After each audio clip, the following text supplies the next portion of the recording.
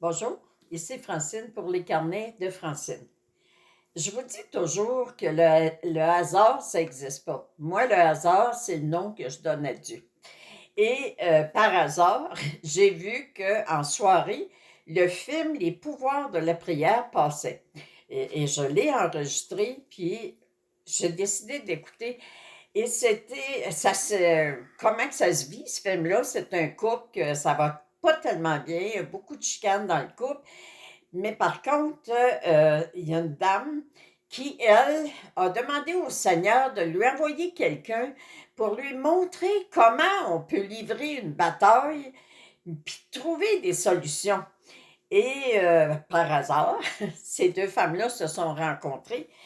Et ce qu'elle dit, cette dame-là, au début, c'est que pour gagner une bataille, il faut adopter la bonne stratégie, utiliser les meilleures ressources, car les victoires ne sont pas le fruit du hasard, ne sont pas le fruit d'avoir de la chance ou non. Et une journée, les deux femmes se réunissent et puis là, celle qui est mariée, elle n'arrête pas de parler contre son mari, toute la colère qu'elle a contre son mari. Et là, la dame très, très âgée l'interrompt en lui disant: est-ce qu'on a 1 heure à passer ensemble? Est-ce que pendant 1 heure, combien de temps tu vas passer à parler de tous les défauts de ton conjoint? Puis combien de temps on va passer à trouver la solution?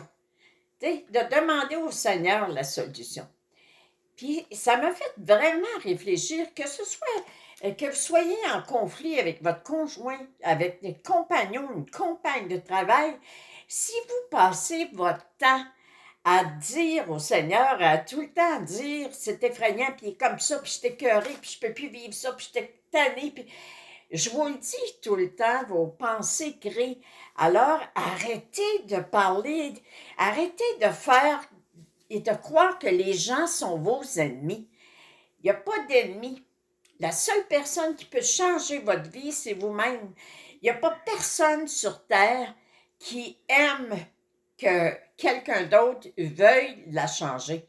Alors, tant et aussi longtemps que vous allez essayer de changer les autres, vous ne serez jamais, jamais gagnante ou gagnant dans le combat que vous êtes en train de, de vivre, parce que votre responsabilité, c'est pas de changer les autres.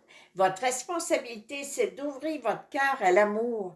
Notre responsabilité à nous tous à terre, là, c'est d'accueillir les gens, c'est de les aimer, c'est de les respecter, puis c'est de prier pour ces personnes-là.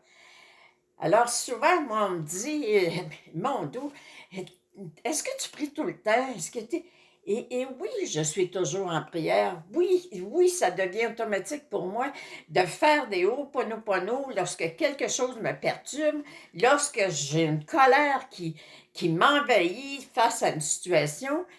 Et je demande, je suis désolée, pardonne-moi, s'il te plaît, merci, je t'aime.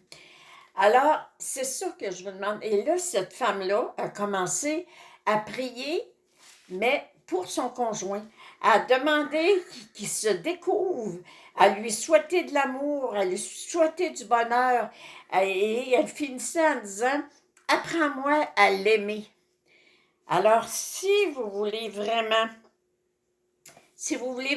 réussir à faire que tout ce que vous vivez soit dans l'amour, puis dans l'amour véritable, apprenez à prier pour les autres. Apprenez à souhaiter aux autres ce que vous vous souhaitez à vous-même. Alors, je vais écrire sur Facebook, je vais écrire la prière que cette dame-là dit à tous les soirs en se couchant.